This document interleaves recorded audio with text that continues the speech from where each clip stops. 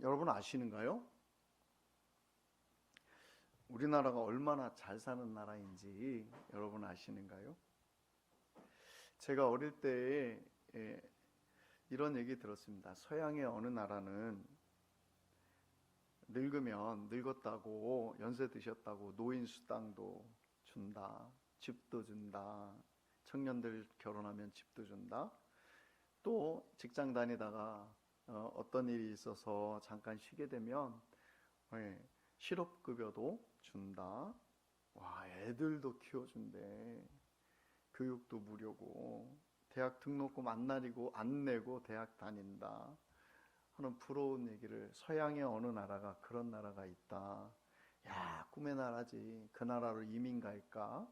어릴 때 이런 말들을 하는, 또 그런 말들을 들으며 자라왔습니다. 그렇게 꿈의 나라가 어느새 우리나라가 되었습니다. 그렇죠? 기초연금을 이번에 대통령 후보들이 공약하는 거 보니까 노인 기초연금을 40만 원 공약을 하더라고요. 30만 원 정도 받으시는 줄 알고 있는데 40만 원을 준다 하고, 아이들 아동수당도 나오고, 학교 급식은 무료라고 합니다. 초등학교, 중학교는 좀 내는가요? 중학교는 잘 모르겠는데 중학교는 어떻습니까? 중학교도 안 내나요? 보세요. 옛날에 초등학교 다닐 때, 중학교 다닐 때 우리 도시락 싸들고 다녔는데요. 엄마들이 얼마나 편합니까? 애들 학교만 보내면 돼요. 예전에는 도시락 싸갖고 깨워서 보냈는데 요즘은 깨워만 보내면 돼요. 안 깨워서 보낼 수만 있으면 더 좋겠는데 깨우는 게 고생스럽죠. 제 어릴 때 기억해 보면 우리 반에서 나이키 신발 신은 친구는 딱 한두 명 정도. 엄청나게 그 집이 부자인 친구들만 나이키 신발을 신었어요. 요즘은 다 메이커 있는 신발 신죠. 아디다스를 신든지 나이키를 신든지 스네커즈 신발을 신든지 다 메이커 있는 신발을 신습니다. 신고 다니죠. 옛날에 저 도시락 싸고 다닐 때, 중고등학교 때,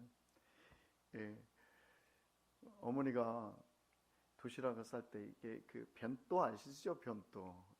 누런 변도, 납작한 변도. 거기에 어머니가 밥을 싹 푸고 계란을 하나 이렇게 딱 얹어주면 그거만큼 좋은 게 없었습니다. 근데 그 어머니가 계란 넣었다는 것을 아는 날은 체육 시간이 되면 좀 걱정이 됐어요.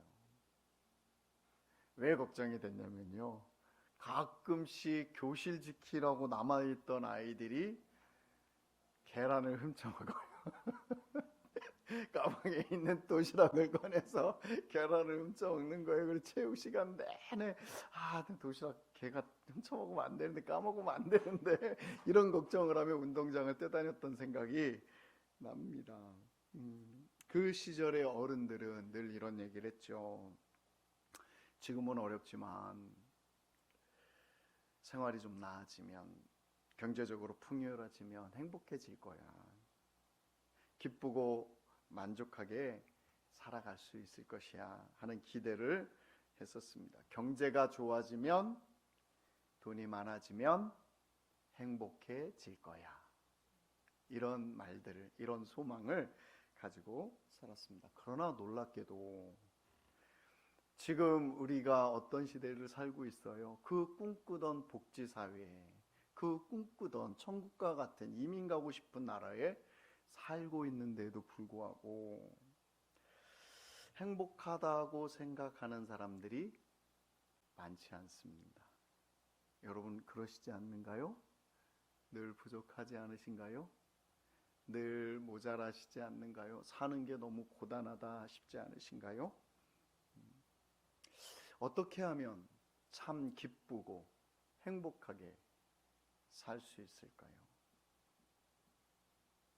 우리 위의 어른 시대에는 어린 우리들이 어렵게 사는 것을 보고 당신들도 부단하게 살면서 경제가 좋아지고 나라가 부유해지고 우리 가정이 잘 살게 되면 행복해질 거야 라고 말하며 소망을 가지면 우리를 키웠지만, 우리가 그런 시대에 살고 있기는 하지만 지금 우리가 그런 참 말도 못하는 행복할 수 있는 조건을 가지고 살지만 우리 안에 야 정말 행복하다 하는 고백이 없지요. 어떻게 하면 기쁘고 행복한 삶을 살 수 있을까요? 오늘 성경 본문에 보면 그 비결이 있습니다. 하박국의 선지자가 17절에 이런 말씀을 하고 있습니다. 17절 같이 한번 읽어봅니다. 시작. 비록 무화과 나무가 무성하지 못하며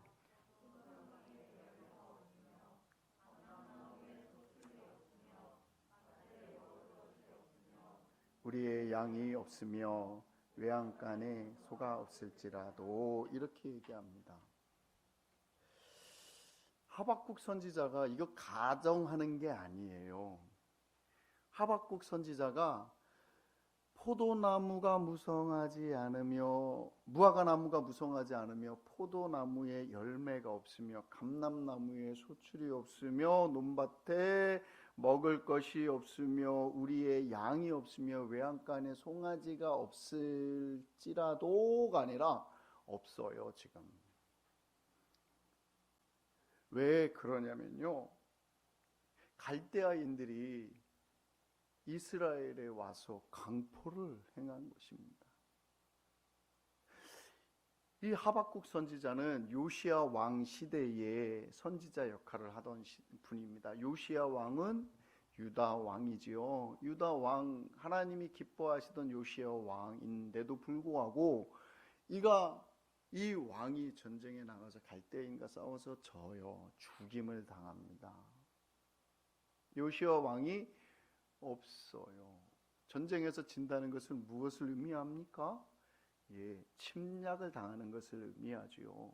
왕이 죽고 다음 왕이 세워지는데 이 왕이 힘이 있겠어요? 없겠어요? 전쟁에서 진 다음 왕인데 엄청 어려운 왕이지요. 그런 시대에 살고 있어요. 얼마나 많이 뺏겼냐면 아무것도 남아있지 않는, 지금 여기 언급한 것처럼 무화과 나무가 무성하지 않아요. 이 갈대아인들이 내려와서 어떻게 행했냐면요, 땅을 회파시켰다 그래요. 땅을. 좀 이 사람들이 무지막지한 사람들인 것 같아요. 그렇죠? 있는 열매나 뺏어가고 있는 양이나 끌고 가고 새끼들은 좀 남겨놓고, 그래야 이 사람들도 살고 또 다음에 뭐 어쩌거나 이럴 수 있을 건데, 완전히 그냥 뭐가 남아나지 않도록 무엇이 남아나지 않도록 다 쓸어버리는 겁니다. 그런 상황에 하박국이 지금 이 고백을 하는 거예요. 근데 이 고백을 할 때에 여러분 읽으신 이 본문이 재밌어요. 그냥 이렇게 산문이 아니라 시예요, 시. 성경에서 시가 나오면 시편에도 시가 있지요. 곳곳에 시가 있는데 시가 나오면 여러분 좀 이렇게 그동안에 읽으신 것과 구별해서 좀 읽으셔야 돼요. 어떤 구별을 좀 해야 되냐면, 시는 하나님께서 어떤 분이시다라는 것들을 계시하여 우리에게 보여주셨을 때 인간이 하나님께 어떻게 반응하는가에 중심이 있는 내용이에요.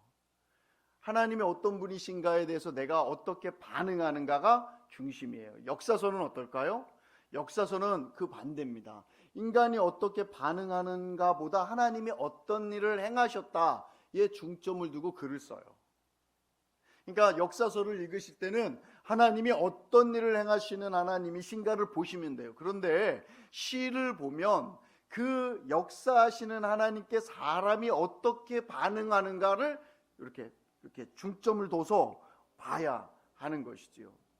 하나님께서 이스라엘 백성 가운데 지금 재앙이 임하여서 왕이 죽고 모든 소산물이 사라지고 있는, 아무것도 없는, 살 수가 없는 상황에 지금 하박국이 오늘 본문을 읽고 본문을 고백하고 있다는 것입니다. 여러분은 지금 편안하게 앉아서 특별히 환난이 없이 이 설교 말씀을 들으셔서 대단히 감동적이지 않을 수 있습니다. 그러나 이스라엘 백성 앞에 무화과 나무 잎이 마르고 포도 열매가 없어도 하는 이 하박국 선지자의 말씀은 이스라엘 백성의 현실이니까 다 없어서 아무것도 없어서 눈물만 울며 앉아있을 수밖에 없는 이스라엘 백성에게 들리는 이 말씀은 지금 여러분이 읽는 거하고 차원이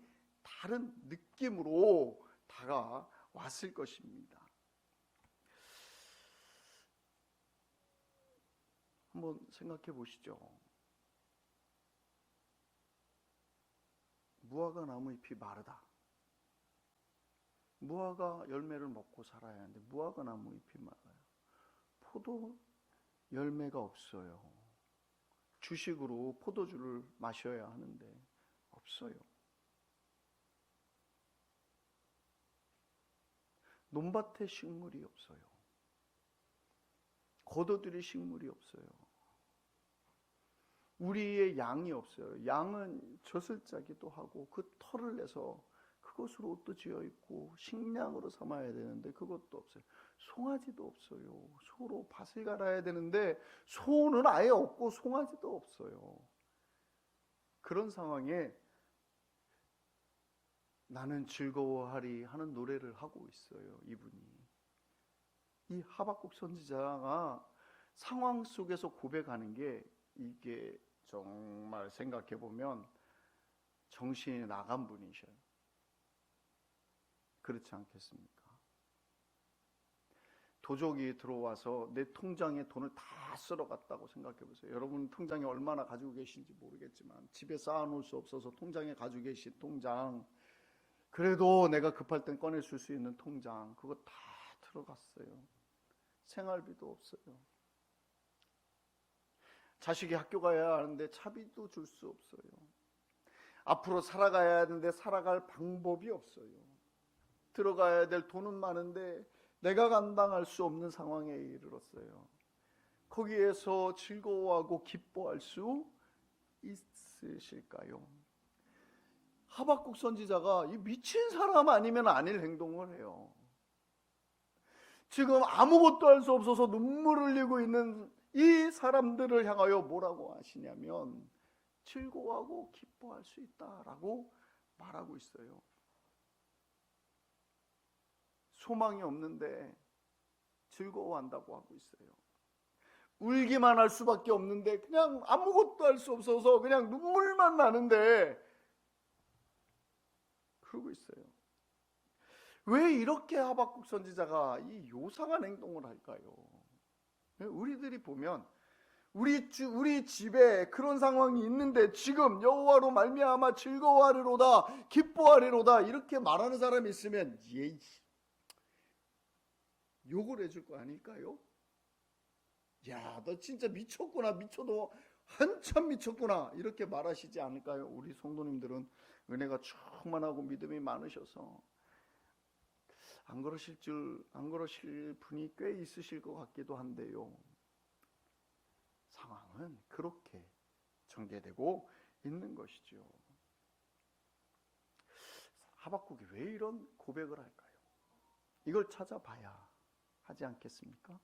우리가 참으로 이 인생을 살아가는 중에 소망이 무엇이고 우리의 기쁨이 근원이 어디에 있는지를 확인하려면 왜 그러시는지, 이 하박국 선지자가 왜 이런 고백을 할 수 있는지, 그렇게 처절한 눈물 날 자리에서 기뻐할 수 있다고 하는 그 이유는 무엇인지 찾아보아야 하지 않을까요? 사랑하는 성도 여러분, 여러분의 삶의 기쁨의 근거는 어디에 있습니까? 여러분이 살면서 안전하다, 평안하다, 즐겁다 할 수 있는 이유는 어디에 있습니까? 적어도 이거는 돼야지 내가 행복할 거야 하는 기준이 우리 옛날에 어른들이 하시던 말씀대로 나라가 부유해지면 행복해질 거야, 부자가 되면 행복해질 거야 라고 말하던 그 말들처럼 우리도 우리의 행복의 기준이, 우리의 안전함과 우리의 기쁨의 소망의 기준이 우리의 가지고 있는 물질에 있는 거 아닌가?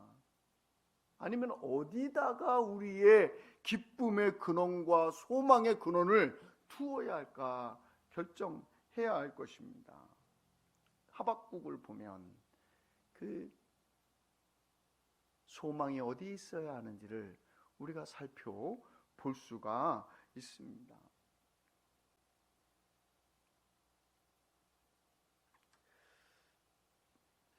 가만 보면요, 하박국 선지자 말고 이런 비슷한 고백을 하는 분이 한 분 더 계십니다.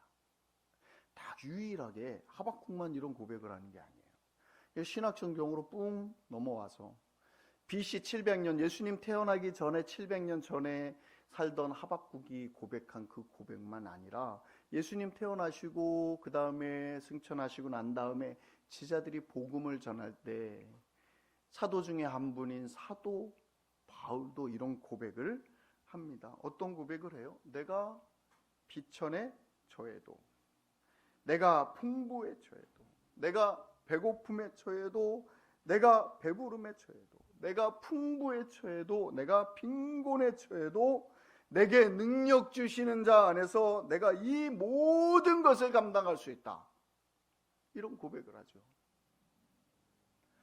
이런 고백 못하는 분이 많습니다. 배고픈데 어떻게 주님을 따라, 가난한데 어떻게 주님을 섬겨, 힘들면 쉬어가야지 하는 신앙하시는 분들이 많이 있습니다. 이 사도 바울의 이 고백, 내게 능력 주시는 자 안에서 내가 모든 것을 할 수 있다 하는 이 고백이 주여 내게 능력을 주시옵소서 내가 이것도 하고 저것도 하리이다 하는 정도의 고백이 아니라 뭐에 대한 고백이냐면요, 하박국 선지자가 하는 고백과 동일한 고백입니다. 무화과 나무 잎이 마르고 포도 열매가 없어도, 외양간에 양이 없어도, 어린 송아지가 없을지라도, 소망이 없을지라도 나는 여호와로 인하여 기뻐하리로다 하는 이 고백이 사도 바울의 내게 능력 주시는 자 안에서 모든 것 풍부에 처해도 가난에 처해도 빚전한 사람이 되어도 나는 이를 감당할 수 있습니다 하는 고백과 동일한 고백인 것이지요. 사랑하는 성도 여러분, 여러분 무엇을 근거로 하여서 기쁘시고 무엇을 근거로 하여서 행복하십니까? 환난 중에, 고통 중에 고백할 수 있는 이 고백은 나는 여호와로 말미암아 즐거워합니다라고, 나는 이 절망 속에 소망을 가지고 살 수 있습니다 하는 이 고백은, 이 사람의 고백의 근거는, 행복할 수 있는 근거는 세상에게 있는 것이 아닌 하나님에게 있기 때문에 나오는 고백인 것입니다. 여러분은 어떤 것을 근거로 하여 살아가십니까?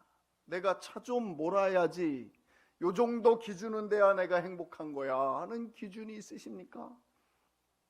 그것 때문에 행복해질 수 있고 그것 때문에 불행해질 수 있습니까? 오토바이를 타고 다니면 이게 불행한 것입니까? 저는 오토바이 잘 타고 다닙니다. 목사님들 앞에서도 오토바이 부르릉 그러고 다녔는데, 우리 성도님 중 한 분의 목사님 제발 그러지 마셔요 이래요. 얼른 차 사야지 큰일 났습니다 이래요.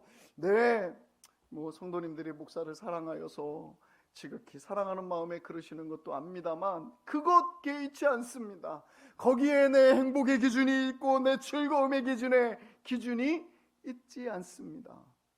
여러분 집이 조그마면 불편하시고 좀 커지고 내가 여유롭게 살면 야 주님을 찬양합니다, 주님을 노래합니다, 주님이 주시는 복을 내가 누리고 삽니다 이렇게 살 수 있고, 내가 조그매지고 내가 호주머니에 돈이 떨어지고 통장에 돈이 떨어지고 카드가 막혀서 답답하고 눈물만 나는 상황이면 하나님도 바라볼 수 없고 하나님을 기쁘게 부를 수도 없다면 여러분의 삶의 근거는 사도 바울이나 또는 하박국이 고백하는 것처럼 내 인생의 행복의 기준은 하나님입니다 하는 고백이 아닌 것입니다.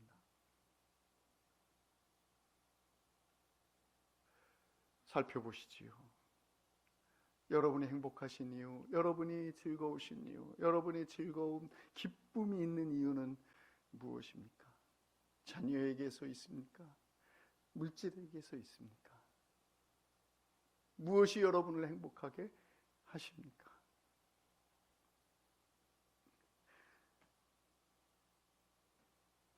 이스라엘 백성이 하나님께 범죄했습니다. 하나님께서 그 범죄한 것에 징계하시지요. 징계하시는 이유는 무엇입니까? 내 백성으로 말미암아 내 백성다우게 하시려고 징계의 손을 드시는 것이지요. 그 징계 속에 하나님이 이루고자 하시는 것은 무엇입니까? 하나님의 백성다움 만들어 가시려 하는 것 아니겠습니까? 사랑하는 성도 여러분, 고난의 때에 주님을 바라보고 하박국 선지자와 같은 고백을 만들어 가시는 여러분 되시기를 간절히 소망합니다. 나의 이 세상 사는 즐거움, 기쁨이 하나님에게 있습니다 하는 고백을 하시는 여러분 되시길 바랍니다. 경제 상태에 좌우되지 않으시기를 소망합니다. 여러분, 이스라엘 백성이 왜 절망하고 있고 그 절망하는 이스라엘 백성 앞에 하박국이 이런 고백을 하고 있는지 여러분 한번 예수님 태어나기 전에 700년대 그 시대로 한번 가보시지요. 이 사람들이 왜 이렇게 망하게 됐습니까? 이스라엘 백성은 원체로 이렇게 망할 백성들이 아닙니다. 왜냐하면 하나님의 백성들이고 하나님의 존귀함을 입은 자들이고 하나님의 말씀을 받은 자들입니다. 만민 중에 내 제사장 국가 세우는 그런 나라였습니다. 그런데 이스라엘 백성이 하나님께서 가나안 땅에 들여다 놓으니까 이스라엘 백성이 어떻게 해요? 하나님이 허락한 약속의 땅에서 경제적인 부유와 번영을 쫓아서 자신의 안전을 따라서 하나님께서 땅을 정복하고 다스리라는 명령을 주셨음에도 불구하고 평지에는 강력한 나라, 강력한 이방인들이 가나안 족속들이 살고 있으니 이들이 어떤 걸 선택해요? 산지에 모여 살아요. 산지에. 정복하고 다스리라는 일을 하지 아니하고 안전을 위해서 그렇게 살기 시작합니다. 그 다음에 무슨 일을 해요? 정착했으니 예전처럼 목축이나 하고 살 수 없으니 무엇해요? 농사 지어야죠. 농사 짓는 것을 배우려 하니 가나안 족속의 삶을 배워 습득하고 그것으로 농사를 지어야 하니 뭐예요? 그들의 문화를 받아들이기 시작해요. 하나님이 그런데 이스라엘 백성에 뭐라고 말씀하셔요? 그들을 살려두지 말라. 그들을 가나안 땅에 남겨두지 말라. 그러는데 안 내쫓아요. 하나님의 백성으로 하나님의 거룩하신 땅, 약속의 땅에서 하나님의 나라를 이룰 것에 대해서 말씀하시고 쫓아내고 같이 살지 말고 결혼시키지 말고 하고 여러 명령을 주심에도 어겨요. 왜요? 이들에게 중요한 건 잘 사는 거였기 때문입니다. 번성하며 사는 것이기 때문입니다. 그들을 내쫓지 않고 종으로 삼지요. 그들을 내쫓지 않고 조공을 받으며 삽니다. 그리고 그들이 하던 것처럼 농사가 잘 되려면 어떻게 하나 봤더니 신전에 가서 제사를 드려요. 그래서 신전에 따라가기도 하고요. 그 신전에 따라가서 신전 안에 있는 여인들과 음행을 하는 일에 서스럼 없죠. 결국은 이방신들을 섬기게 되고 자녀들을 불태워서 번제로 드리는 이방신을 섬겨서 산과 들마다 산당이 없는 곳을 만들어버렸죠. 왜 이들이 이렇게 살아요? 하나님의 백성으로 애굽에서 불려서 귀하게 존귀 여김 받으며 가나안 땅에 들어왔는데 하나님 백성으로 하나님의 계명을 가지고 들어왔는데 왜 이들이 그렇게 살아요? 먹고 살고 행복하자고 번성하자고 부자 되자고 그 부자됨이 내 행복을 만든다고 내 행복은 내 재물에 있다는 것에 목숨을 거는 것이죠. 그래서 하나님을 버려요. 행복의 기준이 하나님이 아닌 것을 이미 선택한 사람들이죠. 그런 사람들 사이에 서서 하박국 선지자가 이렇게 얘기해요. 너희들 다 뺏겼지? 너희들 산, 농가, 밭 완전히 갈대아인들이 초토화시켰지? 포도나무 다 뽑아버렸지? 무화과나무 다 잘라버렸지? 양도 없고 소도 없지? 죽을 것 같지? 고통스럽지? 눈물만 나지? 절망이지? 너들은 울어라. 그런데 난 하나님을 바라보고 기뻐한다. 이렇게 말하고 있습니다. 무엇을 내 인생의 기준으로 사느냐가 분명한 하박국 선지자의 고백이지요. 무엇으로 살았어야 하는데 실패한 자들에게 보여주는 하나님의 말씀이죠.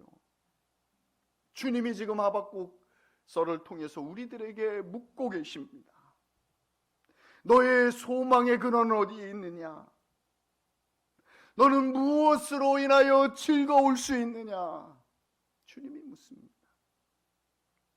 누가 100만 원 준다고 그러면 오늘 주일날 빠질 수 있는 분, 주일날만 빠지면 100만 원 줄게. 그러면 나는 100만 원 때문에 잠깐 하루만 빠지고 그 중에 11조를 하나님 앞에 드릴 것이고 감사헌금을 드릴 것이고 그것으로 내가 여러 가지 일을 할 수 있으니 100만 원 가지고 빠지는 건 좀 너무 치사했나요? 1000만 원으로 올릴까요? 그럴 수 있다면 여러분 어떤 결정을 하실 겁니까? 내가 여호와로 인하여 여호와로 말미암아 사는 사람이면 내가 하나님 앞에서 결정해야 될 것들이 무엇이고 내가 고백해야 할 것이 무엇인지를 분명하게 마음에 새겨놓으시고 사는 여러분들이 되시길 바랍니다. 이론이 다 없어져도 나는 여호와로 말미암아 즐겁습니다 하는 거죠. 할렐루야. 여기에 근거가 있을 뿐만 아니라요, 하박국 선지자는 압니다. 무엇을 알아요? 자기가 기쁨의 즐거움의 기준이 되는 하나님이 구원의 하나님인 것을 압니다. 사랑하는 성도 여러분 아십니까? 하나님은 여러분에게 구원의 하나님이십니다. 하박국 선지서가 쭉 얘기하는 것을 한번 읽어보십시오. 하나님께서 너희를 어떻게 구원해 내셨는가를 설명합니다. 이스라엘 백성이 처음에 어디 있었어요? 애굽에 살았죠. 애굽에서 평안하게 살았나요? 아니요, 노예로 살았습니다. 그 삶이 얼마나 고통스러웠을까요? 그들을 강제하는 사람들, 억압하는 사람들, 너 노예 생활 안 하면 죽여 하는 그 억압 속에, 그 고통 속에 노역을 하며 살았습니다. 비참한 생활을 했죠. 그 백성을 끄집어내십니다. 너희가 종되었던 애굽 땅에서 인도하여 낸 나 여호와니라라고 십계명 앞에 읽은 것처럼 그렇게 비참하게 사는 이스라엘 백성을 말할 수 없이 강력한, 당대의 가장 강력한 애굽 땅, 그 나라의 다스림에서 건져내셔요. 하박국이 그것을 언급하죠. 우리의 하나님은 우리를 구원하시는 하나님이시다. 그것만 언급합니까? 여러분 한번 생각해 보세요. 사사기 시대에 접어들어요. 여호와의 정복 전쟁을 지나고 땅을 다 분배하고 난 다음에 사사기 시대에 들어가요. 사사 시대에 들어가면 누가 계속 나오냐면 사사들이 나와요. 이 사사들은 하나님께서 보내주셔서 이스라엘 백성들을 압제하는 사람들을 구원해내는 일을 하지요. 하나님께서 끊임없이 사사기 시대에 하나님의 백성들의 신음소리를 들으시고 구원해내시는 일을 하죠. 그 하나님이십니다. 하나님은요, 당신 백성의 신음소리를 들으시고 귀 닫으시고 나는 내일만 한다, 너는 난 모른다, 이렇게 사시는 하나님이 아니라 당신의 백성의 신음소리를 들으시고 연약함 속에 긍휼히 여기심으로 다가오셔서 건져내시는 하나님이셨습니다. 이것을 하박국이 알고 있는 것이지요. 사랑하는 성도 여러분, 지난주에 저는 여러분들에게 하나님을 아셔야 합니다. 하나님을 알아야 신앙이 깊어집니다. 하나님 아는 거 말고 감정으로 신앙하려면 믿음의 고백들을 할 수가 없습니다. 믿습니다가 공허해집니다. 그러나 하나님을 아시면 그 하나님을 아시는 것 앞에 신앙이 깊어집니다. 넓어집니다. 높아집니다. 라고 말씀드렸습니다. 하박국 선지자가요, 제대로 알고 있어요. 구원하시는 하나님을 알고 있어요. 그러니 이 고난 속에 하나님이 나를 구원하여 주시리라, 우리 민족을 구원하여 주시리라, 이 고백을 할 수 있는 것이지요. 그러니까 다 없어도 나는 여호와로 말미암아 기뻐하리로다 하는 고백을 하는 것이지요.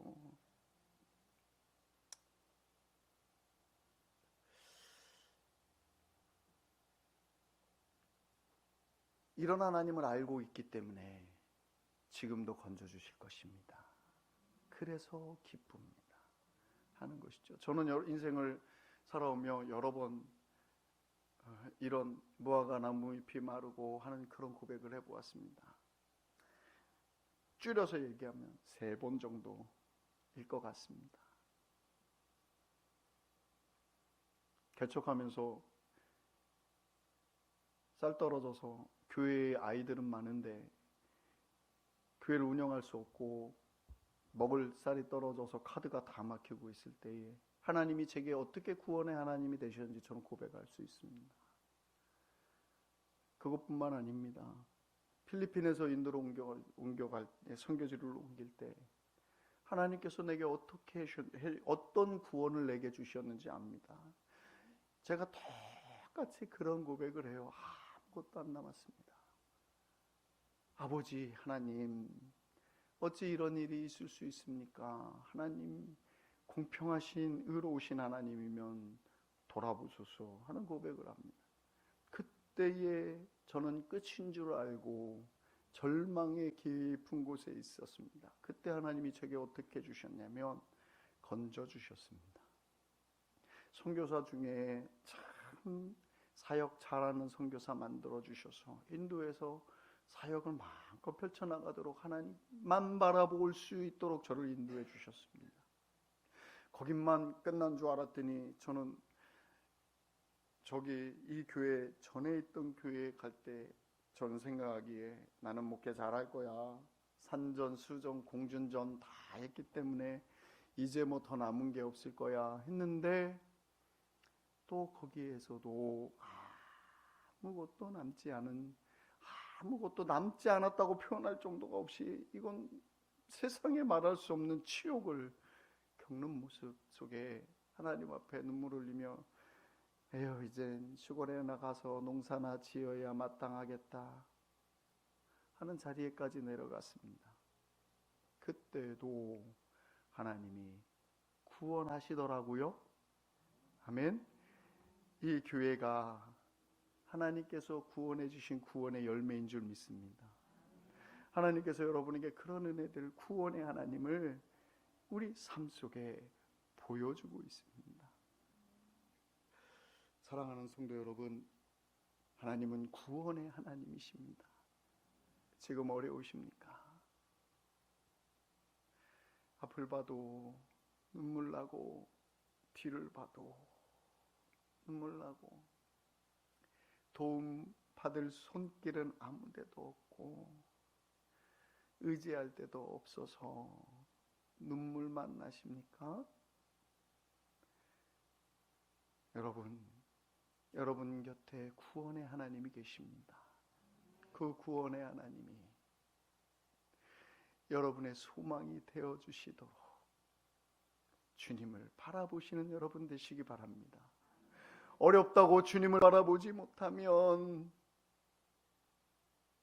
가난하다고 주님 보기 싫어하면, 방법이 없다고 주님도 떠나면 어디에 여러분의 구원의 길이 있겠습니까? 주님이 나의 구원의 소망이십니다 고백하며 사시기를 소망합니다. 하박국 선지자가 이렇게 19절에 기도해요. 같이 한번 읽어볼까요? 19절입니다. 같이 읽습니다. 주 여호와는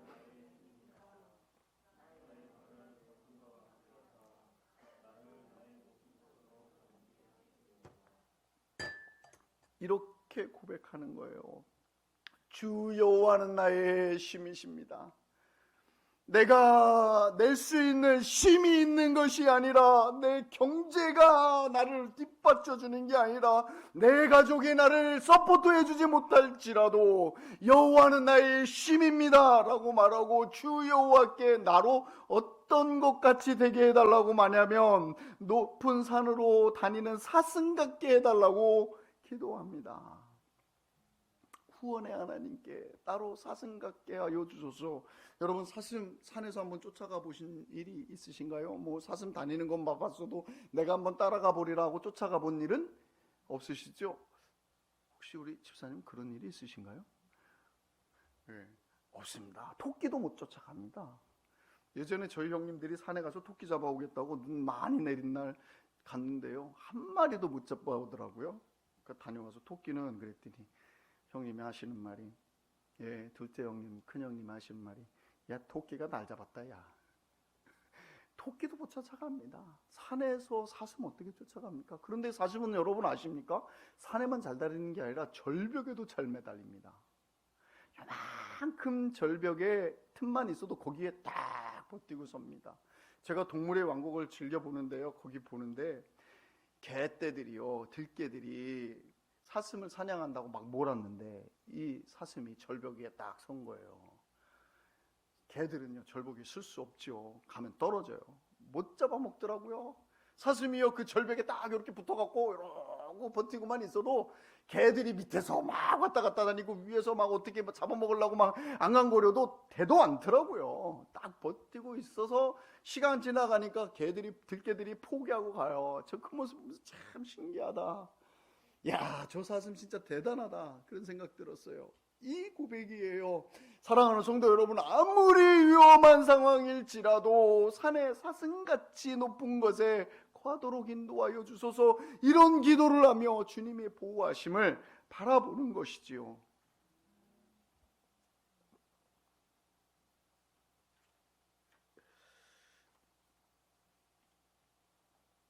우리는 어떻게 하박국처럼 안전하게 살아갈 수 있고 재산이 없어도 부유하지 않아도 하나님을 찬양할 수 있을까를 이야기하고 있습니다.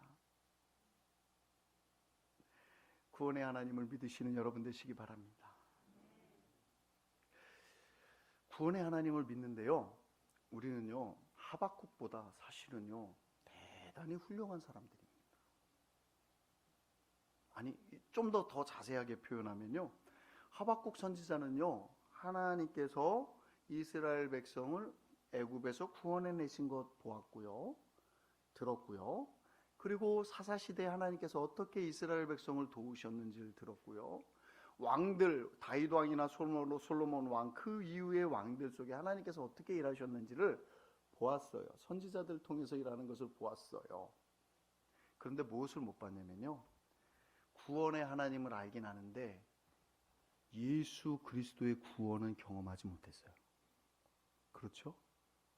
근데 우리는 어떤 구원의 하나님까지 알고 있냐면, 십자가에 당신의 아들을 못 박혀 죽게 하시면서까지 우리를 구원하시는 그 끝인 하나님의 사랑의 구원, 말로 표현할 수 없는 하나님의 구원의 열정, 그 신실함, 그것을 우리는 보아서 알아요. 할렐루야. 그런데 왜 우리는 이 구원의 하나님 앞에 하박국 선지자보다 더한 고백들을 못 해내고 살까요? 하박국 선지자가 1서부터 4 정도까지 알았다 치면 우리는 열을 아는 사람들이에요. 우리는 구약 성경만 가지고 있는 사람이 아니라 신약 성경도 가지고 있는 분이에요. 하나님의 사랑이 우리 눈앞에 바로 나와서 우리 앞에 십자가에 우리 앞에 그 부활의 생명을 보여주신 하나님을 아는 자들이에요. 이런 구원의 하나님이 여러분 앞에 계신데 왜 그렇게 살까요? 믿지 않기 때문입니다. 믿지 않기 때문입니다. 하나님이 나를 구원해 주실 것이다 라고 기대하지 않기 때문입니다. 그래서 아무것도 없어도 나는 즐거워요, 나는 주님만 있으면 만족해요를 고백 못하는 것이지요.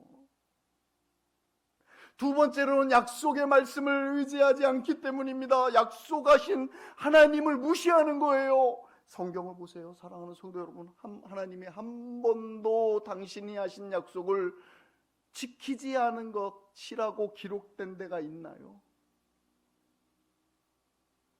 내가 너희를 향한 나의 생각을 안 하니 그 생각은 너희에게 복이라 라고 말씀하시는 말씀이 우리에게 주어져 있잖아요. 귀품이나 칼이나 기근이나 적신이나 어떤 것에서도 내 사랑에서 너 끊을 자가 없으리라 라고 말씀하시는 약속이 우리 안에 있잖아요. 그런데 왜 이 약속의 말씀들을 다 내려놓으시고 어디에 취해서 살아요? 감정에 취해서 살고 우리의 믿음의 근거를 물질에로 옮겨놓고 우리의 삶의 가치를 부유한 것에 옮겨놓고 이스라엘 백성이 하나님 앞에서 떠나서 그 축복의 땅에 저주의 땅이 되도록 망하는 그 길을 우리도 가고 있잖아요. 사랑하는 성도 여러분, 약속의 주님 가슴에 새기고 언약의 백성으로 살아가는 성도들이 되시기를 간절히 소망합니다. 말씀을 마치겠습니다. 경제가 좋아지면, 돈이 좀 생기면 행복해지리라 속이지 마시고 속지 마십시오.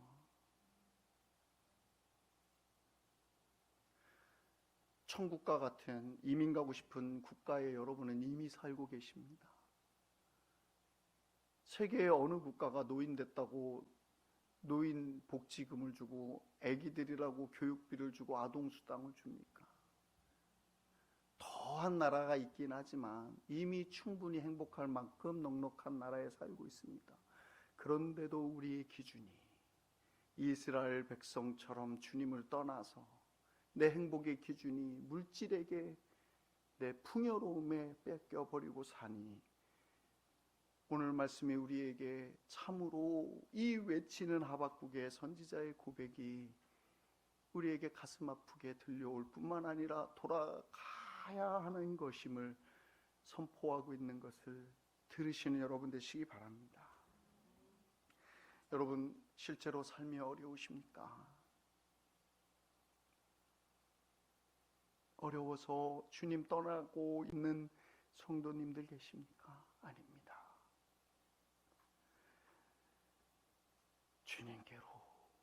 주님께로 오십시오. 주님이 여러분을 도우실 것입니다. 산의 사슴처럼 여러분을 도우실 것입니다. 기도하겠습니다.